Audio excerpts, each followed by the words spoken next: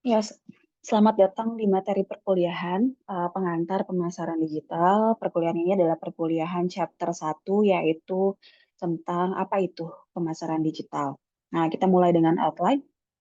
Jadi, yang akan saya bahas ada 4 hal. Yang pertama adalah tentang definisi. Yang kedua adalah tentang bagaimana perkembangan pemasaran digital. Yang ketiga adalah perbandingan antara pemasaran digital dan traditional marketing. Dan yang terakhir adalah marketing mix pada digital marketing. Kita mulai dari yang pertama, yaitu tentang sejarah digital marketing. Ini akan ada video dari YouTube tentang history of digital marketing, tapi akan kita bahas di kelas gitu ya. Nah, sebagai gambaran, di video ini akan dibahas perkembangannya dari tahun 1990 sampai sekarang.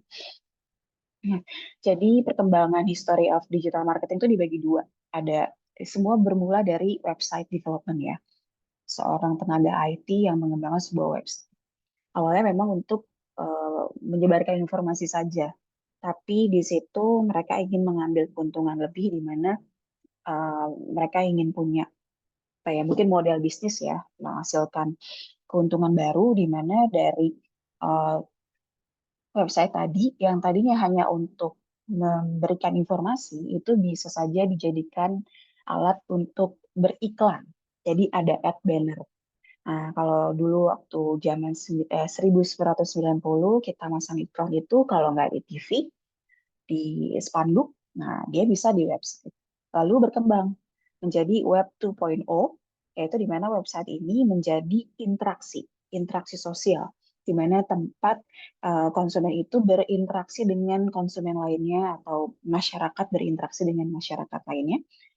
Kita bisa lihat awalnya itu Friendster, lalu yang kedua Facebook, Twitter, Instagram, Pinterest, dan Skype. Um, nah, di sini tolak ukur bagaimana Web 2.0 itu sangat berkembang pesat ya dari yang tadinya hanya berinteraksi sosial, ini bisa kita gunakan untuk memasarkan produk kita dalam platform ini. Nah, tadi saya sudah sebut tentang platform. Nah, itu adalah sebuah kata-kata yang umum pada pemasaran digital. Nah, lalu sekarang bagaimana digital marketing itu bisa menjadi digital marketing yang sekarang? Yang pertama, dalam digital marketing itu ada interaksi audiens. Kenapa ini menjadi ilmu yang baru? Digital marketing harus dibedakan dengan traditional marketing. Yang pertama, audiensnya ini bersifat interaktif, di mana ada dua arah di situ. Jadi, kalau dulu traditional marketing itu satu arah. Kita sebagai pemasar tuh nggak tahu reaksi konsumen ketika kita tuh mengiklankan sebuah produk. Nah, dengan digital marketing, audiens itu tuh bisa berinteraksi. Nah, audiens itu harus kita pahami cara karakter mereka berinteraksi seperti apa. Dan dalam digital marketing ini juga seninya adalah kita memanage interaksi audiens dalam digital marketing. Nah, dalam digital marketing itu dalam memanage interaksinya itu kita berpaku pada 5D. Yang pertama adalah device, yang ketiga adalah digital platform, yang ketiga adalah digital media, yang keempat adalah digital data, dan yang terakhir adalah digital technology. Di mana 5D ini itu berkembang pesat dari mungkin dari dekade ke dekade atau dari tahun ke tahun ya. Oleh sebab itu, teman-teman yang mau berkarir di digital marketing itu betul-betul harus aware perkembangannya seperti apa. Yang pertama adalah device, gitu ya. Device ini adalah alat yang digunakan oleh konsumen untuk berinteraksi. Bisa berbentuk smartphone, tablet, komputer, ataupun mungkin gaming devices. Nah, saya kurang memahami gaming devices dalam pemasaran digital itu seperti apa. Hmm, Nah, ini implikasinya ke dalam interaksi pemasaran digital itu adalah bagaimana kita bisa membuat pixel gambar atau video yang pas untuk atau enak dilihat dalam berbagai devices gitu. Yang kedua adalah tentang digital platform. Ini adalah di dalam device itu ada sebuah browser atau aplikasi. Nah, kita browser atau aplikasi itu disebut digital platform. Jadi kalau dibilang smartphone adalah digital platform, itu bukan. Smartphone adalah digital devices, tapi browser atau aplikasinya adalah digital platform. Nah, ini bisa dalam berbagai bentuk ya. Kita bisa tahu yang namanya Instagram, terus Twitter, lalu juga sekarang interaksi konsumen bisa dalam bentuk TikTok, ataupun sekarang ada lagi dalam bentuk marketplace, itu bisa berinteraksi di situ ya, dalam bentuk review produk. Nah, yang ketiga itu adalah digital media, itu adalah channel komunikasi media di sini lebih spesifik ke arah pemasarannya nih. Di dalam digital platform itu dalam browser atau aplikasinya itu ada sebuah channel komunikasi yang bisa membantu kita nih pemasar untuk mengakses atau mengakses audiens dan membuat audiens tuh berinteraksi dengan kita. Nah, digital media dalam digital platform itu bisa berbentuk advertising gitu ya, dan juga berbentuk email ataupun sekedar messaging atau telemessenger gitu. Lalu yang keempat adalah digital data. Nah, tentunya digital marketing itu tidak akan terlepas dari sebuah data ya. Data ini yang akan berfungsi untuk mengevaluasi sejauh mana strategi pemasaran kita itu bisa mencapai apa tujuan bisnis atau tidak. Nah, digital data itu adalah insight bisnis yang di-collect atau yang dikumpulkan berdasarkan audience profile dan juga interaksinya. Nah, masing-masing platform itu beda cara menampilkan digital datanya. Mungkin saya bisa bagi dua ya. Ada digital platform untuk ke arah awareness gitu ya. Misalnya contohnya untuk membuat konsumen tuh sadar bahwa kita tuh ada, kita tuh berjualan produk. Nah, itu misalnya kayak media sosial, lalu juga ya semua media sosial gitu ya. Nah, tapi ada juga platform itu yang digunakan untuk ke arah konversi atau penjualan. Nah, itu tidak bisa disamakan dengan yang data untuk diarahkan ke awareness dan juga diarahkan untuk ke konversi. Digital datanya yang berbeda gitu. Yang terakhir ada digital teknologi, yaitu marketing teknologi, di mana bisnis itu bisa secara maksimal menciptakan interaksi dalam sebuah website atau mobile apps gitu ya. Nah, digital teknologi itu bisa berbeda-beda gitu, bisa berkembang terus. Contoh yang kita sadari sekarang, misalnya kita ambil platform TikTok. Kalau dulu TikTok itu hanya sekedar um, apa namanya tuh kita sharing video, terus likes. Sekarang dari video itu kita bisa ngeklik sebuah produk yang mau kita jual. Ada iklan di situ. Nah, itu adalah digital teknologi yang selalu berkembang dari masa ke masa. Nanti di materi minggu ke-7 kalau nggak salah ada materi media sosial. Itu nanti akan saya bahas tentang tren gitu ya, tren media sosial di tahun 2000 kemarin 2023 yang pastinya akan sangat berbeda gitu ya dari 5 tahun sebelumnya. Oke, selanjutnya, nah kita sekarang udah tahu tadi backbone dari digital marketing itu ada apa aja. Ada platformnya, medianya, terus lalu ada data, dan ada teknologi. Lalu selanjutnya digital marketing itu apa? Nah, jadi digital marketing itu adalah bagaimana kita bisa memasarkan uh, sebuah produk atau jasa melalui dengan mengaplikasikan media digital dan juga teknologinya dengan menggunakan teknologi pada media digital. Nah, pada dasarnya bukan berarti dengan traditional marketing itu terpisah. Justru yang sekarang itu harusnya mereka terintegrasi. Maksudnya gimana? Kalau kita jualan hanya di digital marketing saja, di media digital, itu tidak akan seefektif kalau digabungkan dengan traditional marketing. Jadi harus ada keduanya. Hampir semua brand harus seperti itu sekarang. Tidak bisa kita hanya mengandalkan media digital, tapi kita tidak punya pemasaran tradisional, yang mana tidak punya toko offline misalnya, tidak punya toko offline atau misalnya apa namanya brand ambassador atau ya brand ambassador BA dan misal skincare gitu. Kalau skincare hanya jualan di media sosial atau di media digital itu tidak akan seefektif kalau digabungkan dengan tradisional marketing.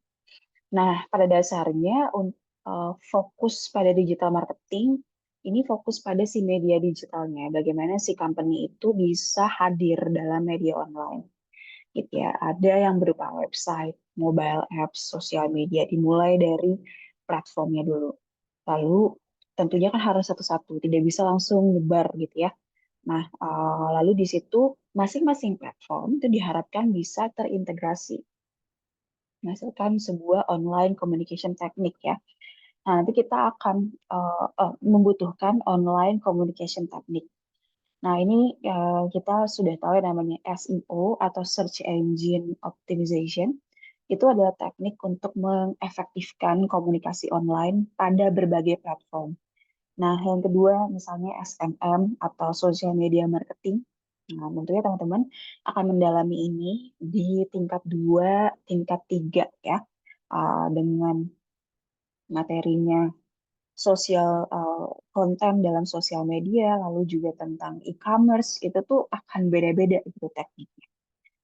Lalu ada online advertising dan lain sebagainya. Nah, teknik-teknik yang tadi sudah saya jelaskan, itu tujuannya untuk mendapatkan konsumen baru.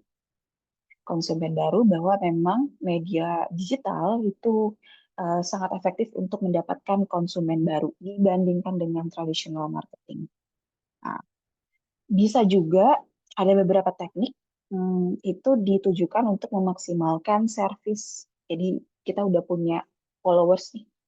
Nah, kita bisa aja bikin sebuah kalau dalam sekarang teknologi terbaru tuh di Instagram tuh ada thread gitu ya. Ah, di dalam thread itu nanti akan memaksimalkan sebuah interaksi gitu. Lalu bisa juga di dalam media apa komunikasi di digital marketing itu bisa juga menjaga customer relationship atau CRM gitu untuk supaya mereka itu bisa loyal, bisa atau sekarang ada namanya advocate. Jadi mereview produknya dan juga membagikan ke orang lain. Ada istilah baru namanya multi-channel marketing atau omni-channel marketing. Nah, di mana komunikasi dan distribusi produk itu disupport pada kombinasi channel digital dan juga tradisional marketing ya. Ada siklus buying yang berbeda. Nah, ini kita akan belajar buying cycle atau path to purchase di pertemuan berikutnya. Oke. Nah, tadi kita sudah bahas tentang apa itu pemasaran digital. Sekarang kita akan belajar tentang perkembangannya seperti apa, gitu ya dari dulu. Nah, ini paradigma itu kita harus paham tentang marketing paradigm, cara pemasar itu melihat strategi pemasaran. Nah, ini ada 1.0 sampai 4.0 gitu ya. Nah, digital marketing ini di era 4.0 di mana digital marketing itu guiding atau mengajak konsumen di dalam medianya itu mengarahkan dari awareness ke arah advokasi gitu ya. Nah, ini kurang lebih patternnya gitu ya bahwa uh, interaksi konsumen itu akan semakin banyak di awareness. Lalu nanti ketika dia bertanya uh, apa namanya interaksinya semakin dikit gitu. Kita bisa lihat kalau dalam media sosial sebuah brand itu yang komen tuh lebih sedikit dibanding dengan yang likes. Nah, itu maksudnya seperti itu. Nah, ini ada 1.0 sampai 4.0.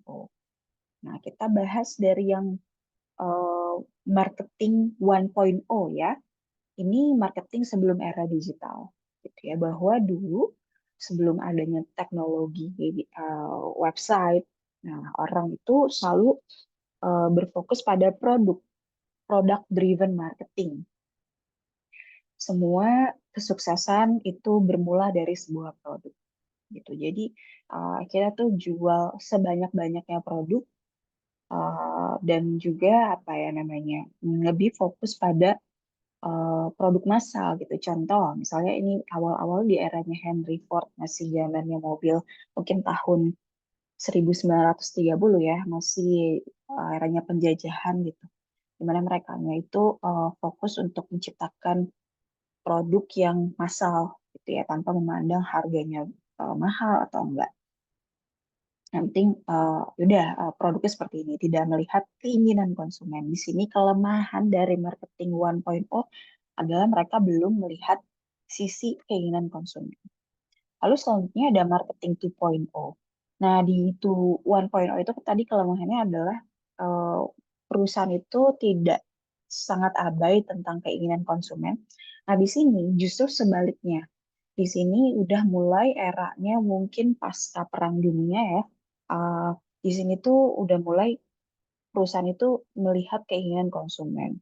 Mereka pengennya apa? Mulai itu tadi misalnya nih produk-produk Henry Ford ya, ini produk mobil. Ada yang warnanya selain hitam, ada yang mungkin lebih murah karena kebutuhan konsumen itu hmm, pengen mobil yang hemat bahan bakar misalnya. Nah, jadi pola pikir sebuah perusahaan itu adalah menciptakan sebuah produk yang bisa memuaskan kebutuhan konsumen dan juga keinginan konsumen. Gitu. Lalu selanjutnya marketing 3.0. Jadi ternyata di marketing 2.0 nih em, kita sudah maksimal untuk memuaskan keinginan dan kebutuhan konsumen. Tapi ternyata eh, kebutuhan sebuah konsumen itu bisa lebih dari itu. Mereka tuh ada desakan untuk mempertimbangkan social responsibility atau sisi humanis dari sebuah brand, gitu ya, sisi emosional. Jadi uh, data statistik penjualan itu tidak berarti kalau si um, perusahaan itu atau brand itu tidak punya sisi humanis. Nah, di sini di marketing 3.0 itu jauh dari pasca perang gitu ya. Mulai ada nih brand-brand yang menggunakan sisi humanis. Misalnya contoh McDonald. McDonald itu ada karena dia target konsumennya keluarga, dia ada badut di sini untuk bukan cuma jual fried chicken atau makanannya, tapi juga jual sisi sisi humanisnya ya, sisi karakter dari sebuah brand. Nah, di sini nih mulai brand-brand itu mulai kreatif gitu, mulai ada sisi pemasaran tuh bukan cuma jualan produk, tapi bagaimana kreativitas untuk memasarkan produknya. Nah, selanjutnya adalah marketing 4.0. Ini masih masih marketing yang terakhir ya. Nah, ini pada dasarnya ini adalah gabungan antara marketing 3.0 yang dikombinasikan dengan teknologi. Nah, kita flashback dulu nih. 3.0 itu sangat berfokus pada humanistik gitu ya, lebih dari sisi emosional seorang manusia. Jadi memasarkan produk itu benar-benar memperhatikan sisi emosional manusia. Kita bisa lihat di sini digabung dengan teknologi. Hmm. Ada yang sifatnya enablers atau disruptor. Artinya enablers itu yang apa membuat atau eh, membuat perusahaan itu menjadi bisa, atau disruptor bahkan menghancurkan perusahaan ini. Nah, dari marketing 4.0 itu muncul istilah sharing economy, lalu omni-channel marketing, di mana yang tadi saya bilang harus menggabungkan antara, mengintegrasikan antara offline dan juga online atau tradisional maupun digital. Lalu ini ada sharing economy, apalagi ini sharing economy itu kurang lebih mirip ya seperti yang kita lihat gitu ya. Nanti kita akan saya bahas di kelas sharing ekonomi itu apa. Mungkin kita akan perdalam di sini. Nah, di marketing 4.0 itu juga digabung dengan globalisasi. Di sini dengan adanya teknologi itu sangat memungkinkan percepatan produk itu bisa mengglobal dengan cepat. Kita bisa tahu dengan eranya media sosial gitu ya, produk yang viral di Indonesia atau konten yang sedang viral di Indonesia itu bisa cepat sampai di negara lain juga dengan cepat, tidak hitungan bulanan, tapi bisa jadi hitungan harian. Lalu yang ketiga adalah social responsibility. Bagaimana brand itu harus punya empati terhadap eh, apa namanya itu permasalahan sosial maupun lingkungan. Nah, muncullah marketing 4.0 di mana ada pengalaman konsumen yang baru. Nah, ini pada dasarnya marketing 4.0 ini telah merubah consumer journey yang sebelum menggunakan teknologi dan sudah menggunakan teknologi. Nah, kita sebutnya yang sebelum menggunakan teknologi itu pre-connectivity. Dengan adanya teknologi, manfaatnya apa? Konektivitas sebuah brand dengan konsumen itu menjadi lebih intens. Sementara sebelum adanya teknologi ini, teknologi digital itu nggak terlalu intens gitu ya. Nah, ini teman-teman bisa lihat ya, kalau sebelum adanya teknologi, journey konsumen untuk beli itu hanya sampai action. Ya udah dia beli aja. Setelah beli, tidak ada desakan untuk dia melakukan sesuatu yang dilakukan pada era connectivity. Nah, jadi sampai action beli, lalu beli lagi gitu.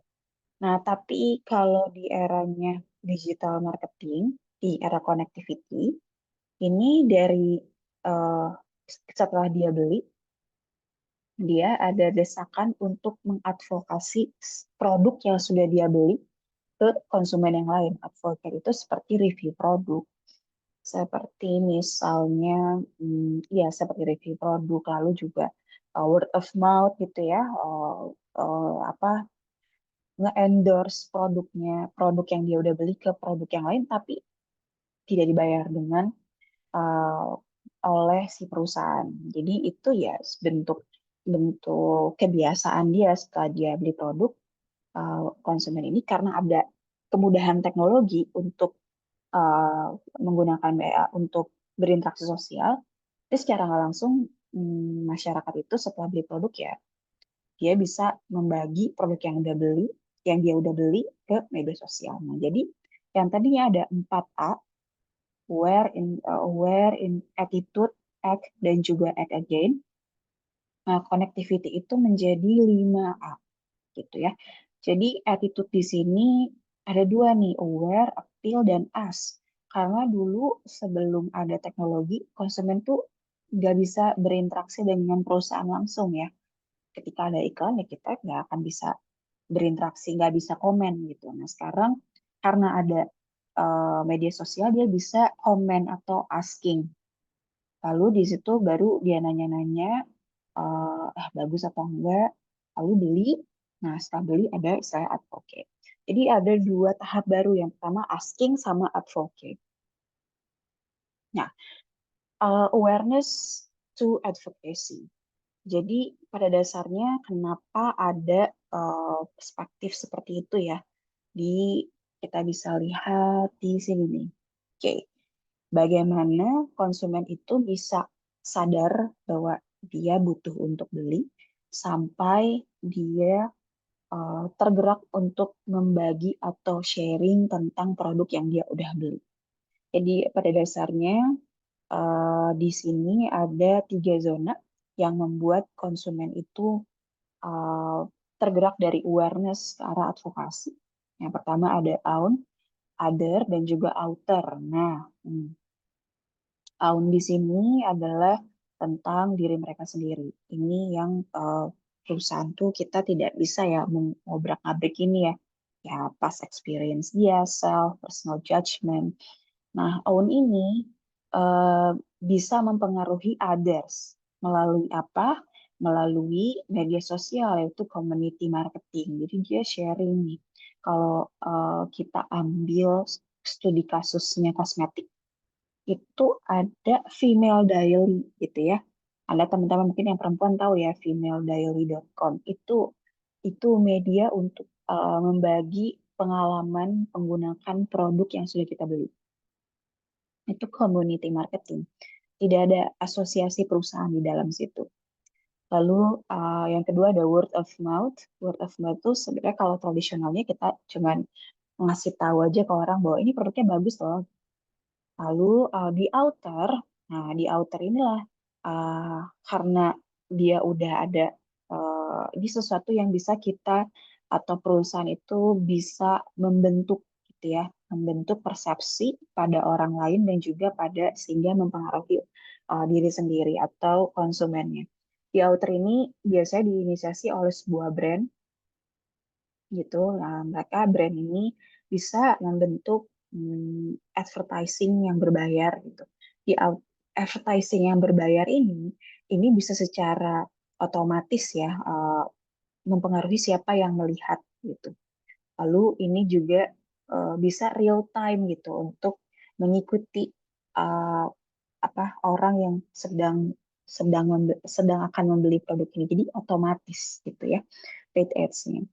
Lalu company marketingnya sendiri, kita sudah tahu bahwa ada beberapa produk itu yang punya ciri khas pada media digitalnya, media strategi pemasaran pada strategi pemasaran digitalnya.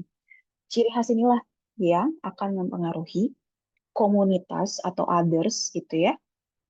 Nantinya others ini akan mempengaruhi personal judgment kita. Jadi di era digital marketing ini tuh interaksi itu semakin intens dan justru kita nih pemasar itu jauh lebih bisa mempengaruhi si pelanggan gitu dibanding dulu gitu ya. Nah, awareness to advocacy ini juga ada contoh menarik ya. Kalau dulu kita word of mouth tuh nggak kelihatan ya. Dulu zamannya belum era digital gitu.